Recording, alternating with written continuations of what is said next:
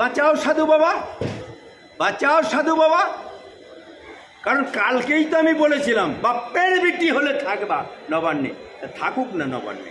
কারণ একটা জিনিস জানবেন, দুশের আগুন ধিক ধিক করে জ্বলছে।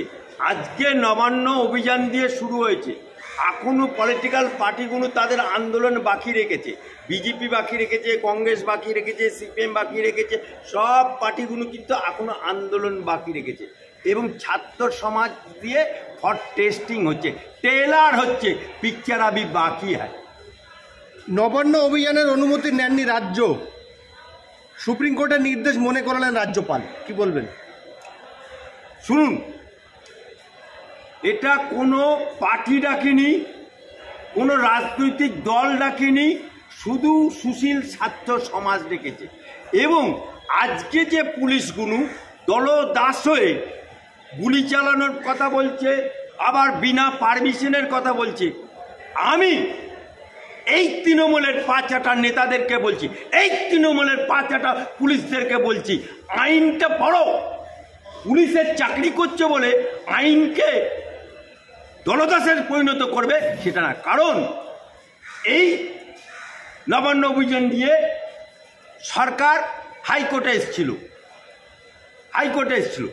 এই সরকার সুপ্রিম কোর্টে গেছিল, একটা না, দুটো না, 5টা না, 18টা উকিল দিয়েছিল নবান্ন অভিযান বাতিল করার জন্য। তাহলে আবার বেআইনি কি করলো? কোর্ট তো বলেই দিয়েছে, সুপ্রিম কোর্ট, কোনো রকম অবস্ট্রাকশন করা যাবে। তথাপি এই যে আন্দোলন চলছে এবং সেই আন্দোলনকে দমানোর জন্য পুলিশের গুলি চালানোর ভয় দেখাচ্ছে, লোহার ব্যারিকেড দিচ্ছে, এবং সেই লোহার ব্যারিকেড সেগুলো আবার ঝালাই করা হচ্ছে, সুতরাং জলকামান ছাড়া হচ্ছে। এরপরে গুলি চলবে, 2:30টার পর গুলি চলবে, দেখা যাবে। নবান্ন অভিযান রুখতে বৃষ্টি মাথায় নিয়ে পুলিশ প্রশাসন রাত্রের মধ্যে কিভাবে যান চলাচল নিয়ন্ত্রণ কিভাবে রখা যাবে সেই প্রস্তুতি সেরে ফেলছে। কতটা ভয় পেয়েছে প্রশাসন? দেখুন, চোরের মন পুলিশ পুলিশ, অর্থাৎ এই সরকার যে নিকম্মা হয়ে গেছে, এই সরকার যে ডাকাতের রানী মমতা ব্যানার্জি হয়ে গেছে, এই সরকার খুনিদের সরকার হয়ে গেছে, এই সরকার হবু ডাক্তার এবং খুনি সরকার হয়ে গেছে। এতটা ভয় পেয়েছে কারণ পাশের রাজ্য, পাশের দেশ হাসিনা কদিন আগে ছাত্র আন্দোলনের জোরে বাঁচাও সাধু বাবা, বাঁচাও মোদি বলে দিল্লিতে ছুটে যান বাঁচানো ফরজ বলে দিল্লিতে এসে আছে। আজকে বাংলার বুকে, কারণ মমতার খালা, মমতা বুবুর খালা হাসিনা অলরেডি দিল্লিতে এসে গেছে বাঁচাও সাধু বলে। আজকে বাংলার বুকে 3টে জিনিস জাতির মেরুদণ্ড, শিক্ষা, আজকে সেই শিক্ষাতে দুর্নীতিতে ছেয়ে গেছে। আজকে শিক্ষামন্ত্রী জেল কাটছে। রইল খাদ্য, খাদ্যতে খাদ্যমন্ত্রী জেল কাটছে, সিবিআই ঢুকে গেছে। শিক্ষাতে ঢুকলো, খাদ্যতে ঢুকলো। রইল স্বাস্থ্য, সেই স্বাস্থ্যতেও আজকে সিবিআই তদন্ত শুরু হয়েছে।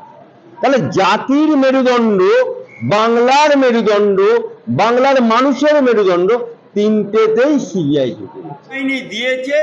যেভাবে জলকামান থেকে শুরু করে 2-5 জন এখন বিক্ষিপ্তভাবে শুধু যাতায়াত করছে, তাতেই জলকামান, তাতেই গুলি, তাতেই এখনো নবান্ন অভিযান শুরু করেনি। বেলা 2টোর পর নবান্ন অভিযান শুরু হবে। আপনারা যদি এখনই বলেন নবান্ন অভিযান শুরু হয়ে গেছে, তাহলে জানবো আপনারা কারো না কোনো দালালি করছেন। কিন্তু নবান্ন অভিযান শুরুই তো হয়নি। রোজা খোলার সময় সন্ধ্যে 6:10 আপনি যদি বলেন 5টাতেই রোজা খুলে দাও, রোজা খুলে হবে? রোজা হবে না, ও বেরোজগার হয়ে যাবে। ঠিক সেই রকমভাবে নবান্ন অভিযান শুরু হবে দুটোর পর দেখ কেমন লাগে দেখিয়ে দেবে আম জনতা, ছাত্র সমাজ। ইতিমধ্যে আমরা দেখেছি যে নবান্ন অভিযান শুরু হয়ে গেছে। শুভেন্দু অধিকারী তার এক্স হ্যান্ডেলে দাবি করছেন যে মাঝরাত থেকে 4 ছাত্র নেতা নিখোঁজ। বলবেন এটা তো পুলিশ করতে শুরু করে দিয়েছে। আপনি এখনো হাওড়া, সারা বাংলায় আপনি খোঁজ নিয়ে দেখুন, আমার কলকাতা হাইকোর্ট দেখুন, পাশে ব্যাংসাল কোর্ট দেখুন, পাশে সিটি সিভিল কোর্ট দেখুন, গোটা কোর্ট চত্বর, অফিস আদালতগুলো দেখুন, সব ফাঁকা, অঘোষিত বন্ধ চলছে।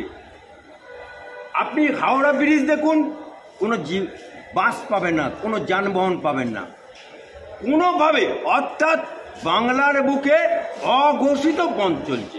সুতরাং কাল রাত থেকে তো শুরু করে দিয়েছে ধরপাকড়।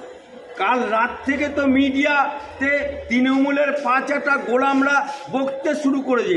তৃণমূলের দলদাস পুলিশরা গুলি চালাবার ভয় দেখাচ্ছে, কিন্তু তবু বাংলার ছাত্র সমাজ জাতীয় পতাকা নিয়ে হাঁটা দেবে। দুটোর পর দেখবেন। আমরা দেখলাম আজকে যে রাজ্যের মুখ্যমন্ত্রী মানে তড়িঘড়ি আগে ভাগে চলে গেলেন নবান্ন। ডেলি যে সময় যায় তার থেকে আরো আগে চলে গেলেন, কারণটা কি? শুধু কার জন্য না, এই সরকারের জন্য, এই সরকারের প্রশাসনের ব্যর্থতার জন্য, এই সরকারের নিকম্মার জন্য, এই সরকারের পুলিশের ব্যর্থতার কারণে আজকে যে নবান্ন অভিযান ছিল, সেই অভিযান না কংগ্রেস ডেকেছে, না বিজেপি ডেকেছে, না সিপিএম ডেকেছে।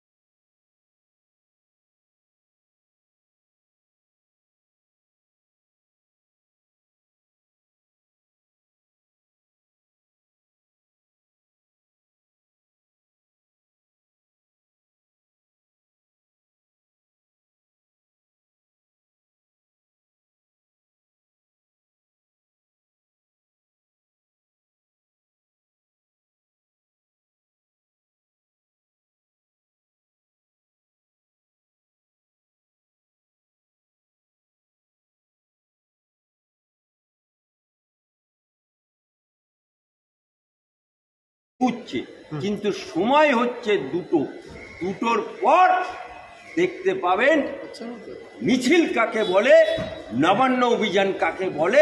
কারণ